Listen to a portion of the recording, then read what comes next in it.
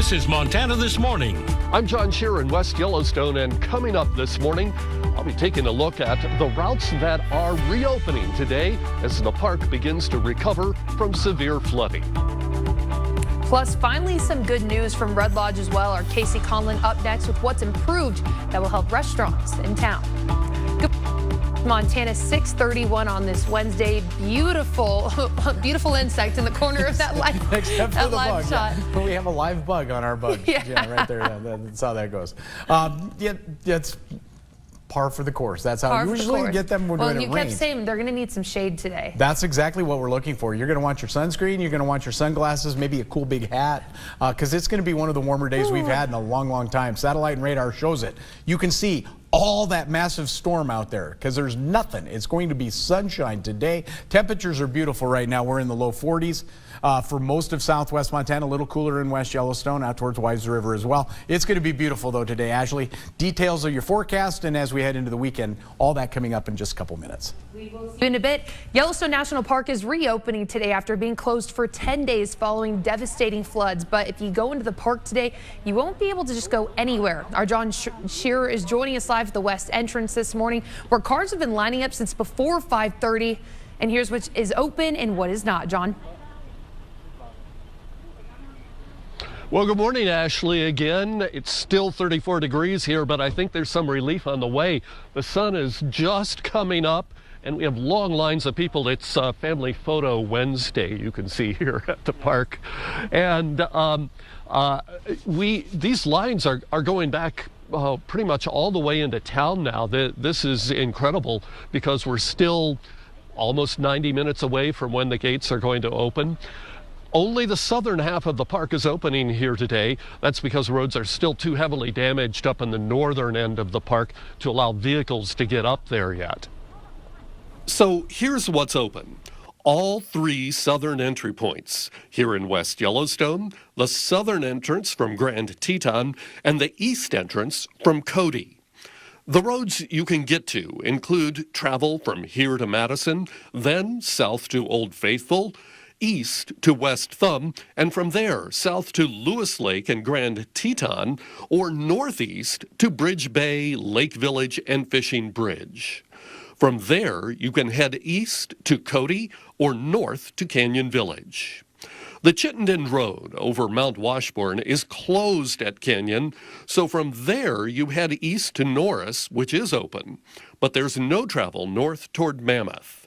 However, you can head back south to Madison and out to West Yellowstone. You probably noticed some red and yellow on this map. Those are places where there is road damage, even here in the South Loop due to flooding or previous road construction. You can expect slower going in those areas, but the road is open. As for services, backcountry camping is open in the south, as are visitor services at Old Faithful, West Thumb, Grant Village, Bridge Bay, Fishing Bridge, Lake Village, the Canyon Visitor Center, and Norris, plus the West Yellowstone Visitor Information Center just outside the park. We should talk a little bit about that construction zone just south of Old Faithful. It's an example of the measures that the park is taking to try to save the summer season for those northern communities, Gardner, Silvergate, Cook City. Those crews that are working on that section of repaving south of Old Faithful, as I mentioned, are going to be moved up to the northern part of the park, where they will work on getting some temporary access to the park for visitors for those northern communities. And again, for Cook City and Silvergate, it's absolutely vital that there be some access for them come the winter season, because that route from Gardner through the park over to those small towns is the only way in and out in the wintertime.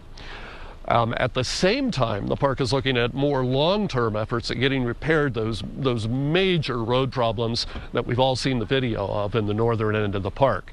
Right now, we've got cars lined up about as far back into town as I can see. I'd love to turn the camera over and point it so that you can see some more of these cars, but the sun is coming up right there. If I turn the camera at all, it's going to be pointing right into the sun and we won't see anything.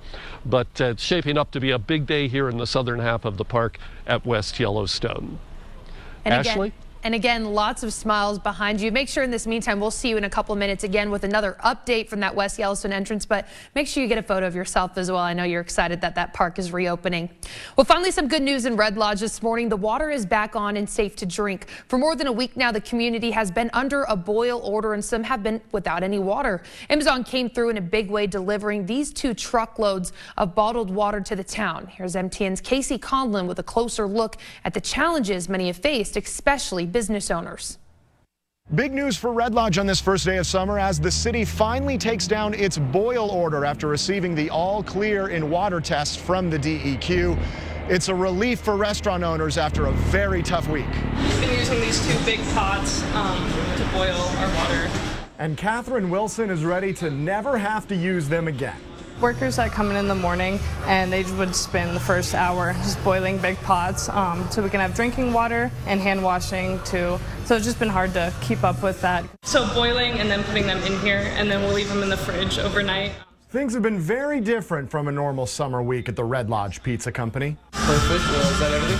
Can't use our soda machines right now because the water comes from city water and ice has been a problem too. They finally got a large shipment Tuesday. 1,000 pounds is sitting in the basement, just in time for them to be able to turn the ice maker back on. But they've at least been open.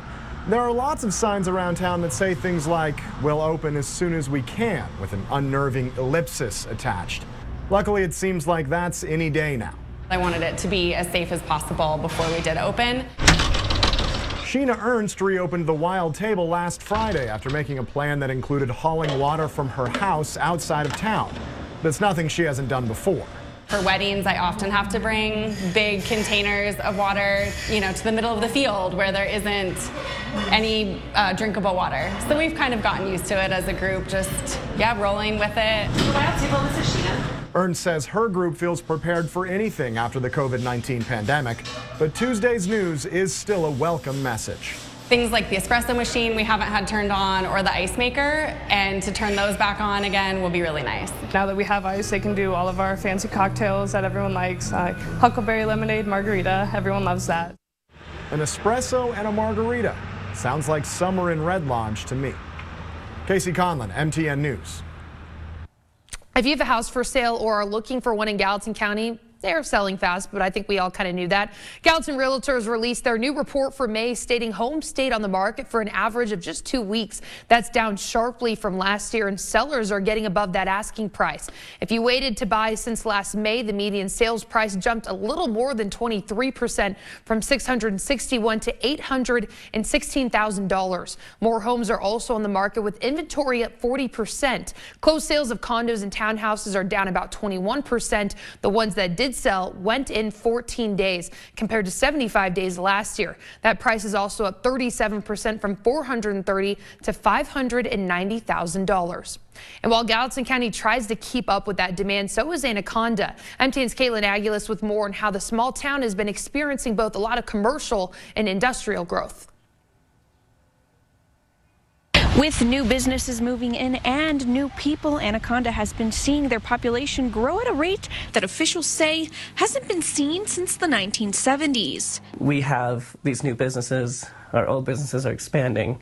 The number of jobs in the community is increasing. We're finally seeing population growth for the first time in 40 years, which is very exciting. New businesses mean more people moving into a small community trying to keep up with a housing shortage. Chief Executive Officer Bill Everett decided the way to keep up with the demand was the creation of 5 subdivisions. Housing is a huge shortage.